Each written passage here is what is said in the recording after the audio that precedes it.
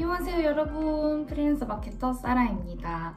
오늘은 어떤 이야기를 할 거냐면요, 프리랜서에게 어떻게 보면 가장 중요한 이슈들 중 하나일 수 있는 어떻게 하면 더 적게 일하고 더 많이 받을 수 있을까 입니다. 여러분, 프리랜서로 일하다 보면은 현타 올 때가 굉장히 많은데 그 중에 굉장히 대표적인 예시들 중 하나가 내가 직장에 다니는 거에 비해서 뭔가 일은 더 많이 하는 것 같은데 급여는 더 적은 것 같을 때, 내가 뭐 하려고 이렇게 나와서 일을 하고 있나, 왜 고생하고 있나 이런 생각이 들 때가 있어요. 근데 그리고 이제 직장 다니는 분들은 아무래도 물가 상승률이 급여에 반영이 되기 때문에 이제 알아서 급여가 올라가잖아요. 근데 그리고 뭐 승진하면 뭐 이제 급여 올라가는 것도 있고 뭐 연봉 협상도 하고 하는데, 저희는 사실은 알아서 급여를 올려야 됩니다. 근데 그래서 어떻게 하면 견적을 올릴 수 있을지, 어떻게 하면 더 많이 받을 수 있을지에 대한 저의 꿀팁을 좀 나누려고 해요.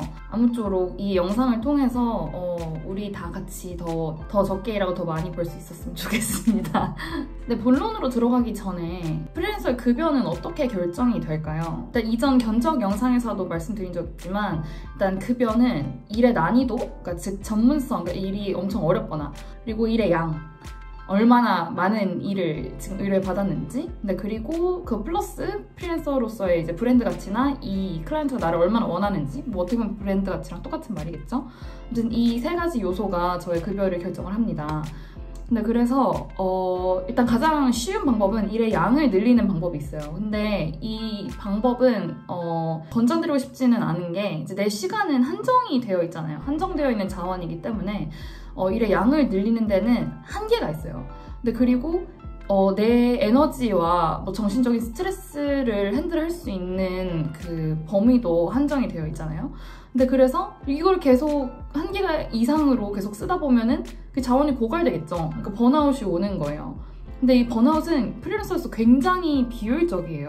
일단 번아웃으로 잃는 시간과 돈이 번아웃 오기 전에 내가 끌고 모으는 그런 돈보다 훨씬 더 가치가 높거든요. 근데 그래서 굉장히 비효율적이기 때문에 최대한 번아웃을 안 오게 하는 것이 좋습니다. 근데 그렇기 때문에 일의 양을 늘리는 것은 그냥 옆으로 옮겨두고 다른 방법들에 대해서 이야기를 해볼게요. 일단 첫 번째, 전문성을 높이는 거예요. 그래서 전문성을 높이는 방법에는 두 가지가 있어요. 일단 첫 번째로는 니치를 정해서 깊게 파는 거예요. 뭐 니치 관련해서는 제가 이전에 일 구해오는 영상에서도 말씀드린 적 있는데, 분야가 네 가지가 있다면 이걸 다 하는 게 아니라 한 가지만 파는 거예요. 예를 들어 내가 카피라이팅을 한다면 막 뷰티, IT, 뭐 여행, 음식 이걸 다 하는 게 아니라 음식만, 뭐 뷰티만, 뭐 이렇게 전문 카피라이터가 되는 그런 형식을 말을 하는 거죠. 근데 이렇게 니치를 파는 경우에 좋은 건 아무튼 전문 용어가 있는 분야들이 있을 수 있잖아요. 특히 뷰티나 아니면 IT가 굉장히 전문 용어가 많아요.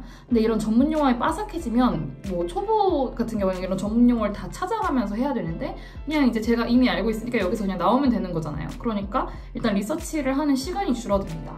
근데 그리고 트렌드에 밟게 돼요. 근데 그러면 일단 주제를 찾거나 아니면 특정 정보를 이렇게 검증하거나 이런 시간이 굉장히 줄어들기 때문에, 그러니까 전반적으로 일단 이 일에 투자를 하는 시간이 훨씬 줄어들고 효율이 납니다. 근데 그리고 이제 이게 점점 난이도가 높은 업무, 그러니까 굉장히 깊은 주제에 대해서 이야기를 한다던가 아니면 굉장히 어려운 이야기를 주제로 쓴다던가, 아무튼 업무 난이도가 높아질 수 있고, 그리고 더 가치가 높은 그런 어려운 컨텐츠들을 다룰 수 있게 돼요. 근데 그러면 훨씬 더 견적이 높아질 확률이 높겠죠? 근데 그리고 두 번째 전문성을 높이는 방법은 관련 자격증을 취득하거나 추가적인 관련 스킬을 갖추는 거예요. 자격증은 뭐 마케터로서는 뭐 대표적으로 구글이나 페이스북 광고를 돌리는 방법을 안다던가, 아니면 뭐더라?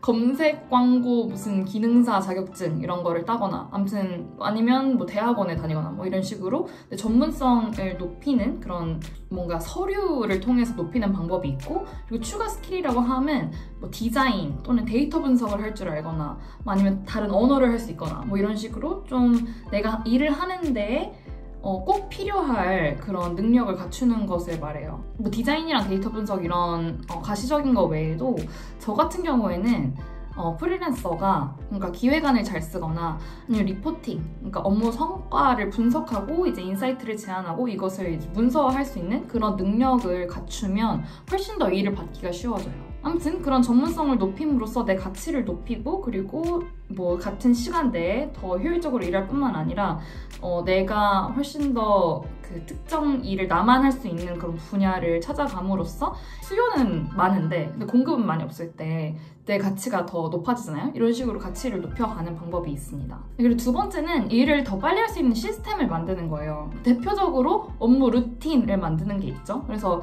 일어나서 제가 버리는 시간이 굉장히 많을 수 있어요. 그러니까 보면 제가 한번 제 생산성을 확인을 하기 위해서 내가 내 시간을 다 어떻게 쓰는지 이제 클라킹이라고 하거든요. 이제 뭐 타이머 같은 걸 사용을 해서 이때부터 이때까지 무엇을 하였고 이때까지부터 이때까지 무엇을 하였고 이런 것들을 다 기록을 해봤는데 제가 진짜 뭐 인스타나 유튜브 이런 걸 버리는 시간이 굉장히 많고 이제 일어나서 이제 뭔가 일이 기획이 안 되어 있어서 아 뭐하지? 이러면서 버리는 시간도 굉장히 많거든요. 그래서 그거를 미리 짜놓는다던가 아니면 일을 효율적으로 할 수 있도록 미리 전날 준비를 해놓는다던가 뭐 이런 식으로 이제 뭔가 업무 루틴을 만드는 방식이 있고 또 이제 내가 에너지 레벨이 낮아서 일을 잘 못하고 있을 수 있잖아요. 그럼 아침에 뭐 운동을 한다던가 뭐 명상을 한다던가 차를 마신다던가 뭐 이런 식으로 내 생산성을 높이는 그런 루틴을 디벨롭하는 방법이 있겠죠. 그리고 루틴이 생기면 내 몸이 그냥 자동적으로 효율적으로 돌아갑니다. 그렇기 때문에 업무 생산성을 높일 수 있어요. 근데 그거 외에도 생산성 향상 툴을 쓰는 방법이 있습니다. 그래서 저 같은 경우에는 먼데이나 노션 같은 걸 많이 쓰고요. 근데 그리고 툴이라고 하면 되게 범위가 넓은데 뭐 그런 거 쓰시는 분들도 있어요. 뭐 뽀모도로 클락 그런 거 있잖아요. 뭐 타이머? 그래서 뽀모도로로 이제 생산성을 높일 수 있도록 뽀모도로는 그 30분 집중하고 이제 그 후에 10분 쉬고 뭐 30분 집중하고 10분 쉬고 이런 식으로 이제 단기간에 최대한의 집중력을 끌어내는 택틱을 말하는데 뭐 아무튼 그거를 잘 해줄 수 있는 그런 툴 같은 것들도 있고요. 뭐 아무튼 이런 툴들을 좀 돈이 들어가기는 하지만 좀 스마트하게 사용하면 훨씬 더 잔업을 처리하는 시간이 줄어들기 때문에 굉장히 유용합니다. 그리고 이건 니치랑 비슷한 건데 이제 같은 종류의 일을 많이 해보면 이제 그 템플릿이 생기기도 하고 예를 들어 저 같은 경우는 처음에 견적서 템플릿 만드는데 막 되게 뚝딱뚝딱거리고 이랬는데 지금 이제 견적서 많이 써봤으니까 뭐 여기에는 이거 하고 여기는 이거 하고 그냥 바로바로 이제 축축축 공장처럼 뽑아낼 수 있단 말이에요. 계약서도 마찬가지고 이제 뭐 기획안이나 이런 그 상세 페이지 같은 것도 항상 이렇게 플로우 틀이 있잖아요. 그럼 그 틀이 있으면 그거를 이제 그 프로젝트에 따라서 이렇게 조정만 하면 되니까 훨씬 더 생산성이 늘어나고 그리고 그뿐만 아니라 이제 내 니치가 생기면 마인드셋이 이 모드가 그 일을 하는 모드에 있기 때문에 그러니까 생산성이 늘어납니다. 같은 종류의 일을 많이 해보면 그 일을 하는데 드는 시간이 점점 줄어들고 노하우도 생겨서 훨씬 더 빨리 할 수 있게 돼요. 그래서 집중을 하는 것이 선택과 집중을 하는 것이 중요합니다. 네, 세 번째 방법은 장기 클라이언트를 만드는 거예요. 일단 처음에 클라이언트를 만나게 되면 제품을 파악하고 또는 서비스를 파악하고 그리고 그 클라이언트의 업무 특성을 파악하고 이런 식으로 뭔가 커뮤니케이션 이제 삐그덕삐그덕 거리는 걸 맞춘다던가 이제 제품에 대해서 내가 몰랐던 것을 이제 계속 업데이트를 받는다던가 뭔가 이런 데에 시간이 굉장히 많이 걸리는데 그러니까 클라이언트가 한다라고 말고 이러면 그런 시간이 투자가 계속 필요해요. 근데 그래서 사실 이게 견적에도 반영이 되어야 되는 부분이거든요. 그래서 내가 제품과 클라이언트를 이미 알고 있으면 이걸 새로 파악하는 데 시간을 쓸 필요가 없잖아요. 근데 그래서 장기 클라이언트를 만드는 것이 굉장히 합리적이라고 볼 수 있고요. 일단은 이 클라이언트가 나를 신뢰하기 때문에 뭔가 하나하나 다 체크하는 그런 데 드는 시간이 일단 둘 다 줄어서 이제 뭔가 수정사항도 조금 덜 오게 되고 이제 커뮤니케이션도 내가 이들이 어떻게 정리를 해서 어떤 주기로 보고를 하기를 원하는지 파악을 하기 때문에 이제 제가 알아서 그냥 착착착 보고를 드리고 이제 그쪽에서도 그냥 저한테 엄청 이렇게 막 세부적인 것까지 신경 쓰지 않게 되고 그러니까 서로 커뮤니케이션에 투자하는 시간이 훨씬 줄어듭니다. 그리고 이렇게 라포가 쌓이면 훨씬 더 추후에 견적을 높여줄 가능성이 높아지겠죠? 그리고 저도 말을 꺼내기 훨씬 더 쉬울 테고요. 왜냐면 그들이랑 친해졌으니까. 네, 그 중에서도 가장 큰 부분은 제품을 진짜 속속들이 다 알면 훨씬 더 뭔가 일을 하기가 수월을 하고 그리고 전략이든 뭐 카피든 상세 페이지 기획이든 뭔가 제품을 확실히 잘 알고 이제 그 제품뿐만 아니라 유저나 그런 고객을 확실히 잘 알고 있을 때 마케팅이 훨씬 더 빨리 효율적으로 효과적으로 될 수 있기 때문에 굉장히 장기 클라이언트를 만드는 것이 전 중요하다고 생각합니다. 네 번째는요, 규모가 좀 더 큰 프로젝트에 투입이 되는 거예요. 그래서 신생 스타트업보다는 대기업이 뭔가 같은 일을 하더라도 버젯이 더 클 가능성이 높아요. 그래서 같은 글을 쓰는데 이제 뭐 신생 기업 같은 경우에는 계속 뭔가 버젯을 깎으려고 한다던가 뭐 이런 식으로 어프로치를 한다면 이제 대기업 같은 경우에는 좀 더 후하게 줄 가능성이 높거든요. 그래서 같은 일을 같은 시간 투자를 하고 투입이 되더라도 이제 받는 돈이 다를 가능성이 있어요. 근데 그래서 이제 규모가 큰 프로젝트에 투입되는 것도 내 가치를 올리고 내 견적을 올리는 한 가지의 방법입니다. 마지막으로 5번째는 내가 유명해지거나 아니면 성과가 좋은 또는 이름 있는 회사의 프로젝트에 참여를 하는 거예요.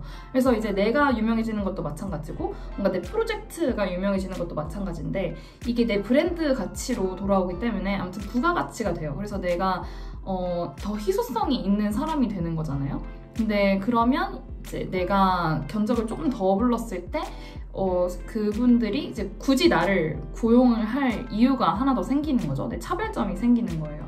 근데 그거 외에도 내 스타일을 확립하는 것이 도움이 되는데 디자이너는 물론이고 이제 글을 쓰거나 컨텐츠를 만드는 데에도 스타일이 있을 수 있잖아요. 근데 글 같은 경우에는 톤 앤 매너가 있을 수 있고 그리고 뭐 카드뉴스나 뭐 그런 디자인이 들어간 글 같은 경우에는 이런 룩앤필 같은 게 내가 추구하는 그런 스타일이 있을 수 있는데 사실 그 스타일을 보고 이대로 해주세요 라고 오는 고객들이 많을 것이기 때문에 이게 이미 클라이언트가 만족할 정도로 되어 있으면 내가 그들을 만족시켜줄 그런 일을 할 수 있는 거니까 내가 어떻게 보면 조금 더 그 네고시에이션에서 우위를 점할 수 있겠죠? 근데 그러면 제가 조금 더 가치를 높이 불러도 클라이언트가 수락을 할 가능성이 높아져요. 네, 그래서 프리랜서가 퍼스널 브랜딩이 중요합니다, 여러분.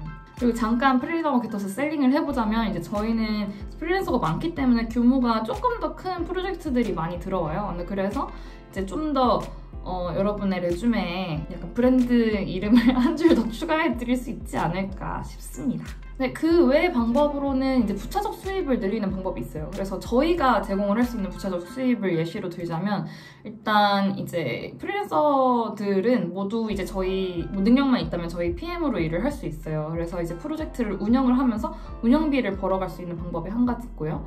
근데 그리고 저희한테 이제 자기 혼자서 할 수 없는 그런 저희 멤버들과 같이 해야 되는 일이 있다면 이제 뭐 프리다 마케터스한테 일을 소개를 해주고 수수료를 드리는 이제 수수료를 받아가는 그런 방법이 하나가 있을 수 있겠고 근데 그리고 앞으로는 어떻게 할 계획이냐면 약간 내가 자기 개발을 하고 싶다. 뭐 예를 들어 엑셀 뭐 보고서 쓰는 법 뭐 또는 뭐 포토샵 이런 거를 배우고 싶은데 같이 배워요. 그러니까 내가 배워와서 딴 사람들을 가르쳐도 되고 아니면 다 같이 배우는 스터디 형식으로 진행을 해도 되고 아무튼 이런 이제 스터디 모임 같은 것들을 개최를 하고 운영을 하면서 수수료를 벌어갈 수 있게 할 예정이고요. 그거 외에도 이제 내가 가진 전문 지식이 있을 수 있잖아요. 뭐 디지털 마케팅이나 퍼스널 브랜딩이나 아니면 글쓰기나 아니면 디자인 뭐 이런 약간 내가 가진 전문 지식을 다른 사람들한테 가르쳐주고 약간 강연 비슷하게 수수료를 얻어갈 수 있게 약간 클래스 101 비슷하게 네네 수수료 창출을 할 수 있게 할 예정이에요. 그래서 이런 식으로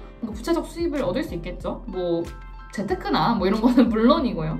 마지막으로 급여 올리는 시점에 대해서 말씀드리면 평균적으로는 한 프로젝트가 끝나고 그리고 그 다음 프로젝트부터 올리는 경우가 가장 일반적이에요. 일단은 클라이언트도 바뀌고 그리고 프로젝트 특성도 바뀔 것이기 때문에 여기에서 내가 어떤 이유로 이 견적을 올렸든 그냥 클라이언트 입장에서는 아 이게 그냥 더 비싼 일인가 보다 라고 생각을 하고 그냥 넘어갈 가능성이 굉장히 높기 때문에 이제 그냥 같은 프로젝트를 재1회 경우는 조금 다르겠지만 뭐 한 프로젝트는 그냥 마감하고 그러니까 내가 견적을 잘못 냈더라도 그냥 일단은 마무리하고 그 다음 견적부터 대부분은 그냥 올립니다. 여기에서 저는 초반에는 되게 구구절절 설명하고 싶었거든요. 왜 내가 이 견적을 올렸는지, 내가 왜 더 가치가 있고 어쩌고저쩌고 이런 설명을 하고 싶었는데 사실 그들은 그게 중요하지 않아요. 그들은 이제 내가 이 프로젝트에 얼마를 내고 싶은지가 정해져 있고 이제 그것보다 높아지면 비싸다, 그것보다 낮아지면 싸다라고 느껴지기 때문에 그걸 구구절절 설명할 필요 없고 그냥 제 견적은 얼마입니다 이렇게 말씀하시면 됩니다. 근데 장기 고객의 경우에 예를 들어 이 견적이 막 6개월짜리 뭐 1년짜리이거나 뭐 계속 갱신이 되는 경우에는 견적을 올리기 힘들 수 있잖아요. 근데 그 도중에도 견적을 올리는 방법들이 있어요. 근데 그것까지 이야기를 하면 너무 길어질 것 같아서 댓글로 요청을 해주시는 분들이 많으면 이것도 영상으로 제작을 한번 해볼게요. 이 경우가 가장 난감하거든요. 나는 뭐 예를 들어 돈을 너무 적게 받고 있다고 느껴진다던가 아니면은 내 급여를 점점 올리고 싶은데 근데 이게 같은 가치에 같은 일을 계속 제공을 하는 거다 보니까 이제 뭔가 나는 지난달에 한 일과 똑같은 일을 할 건데 이번 달에는 돈을 더 주세요 라고 이야기를 하기가 굉장히 힘들어요. 근데 아무튼 해야 되는 이야기이기 때문에 그런 이야기를 어떻게 꺼내는지 한번 제 경험을 공유를 해드리겠습니다. 아무튼 오늘 준비한 컨텐츠는 여기까지고요. 여러분 저의 꿀팁이 아무쪼록 도움이 되었으면 좋겠습니다. 그래서 우리 모두 투입 시간 대비 더 많이 벌어가는 그런 프리랜서들이 되자고요. 저한테 혹시라도 궁금한 점이 있으시면 편하게 댓글로 물어봐 주시면 좋겠고요. 그러면 다음 영상으로 뵙겠습니다. 안녕!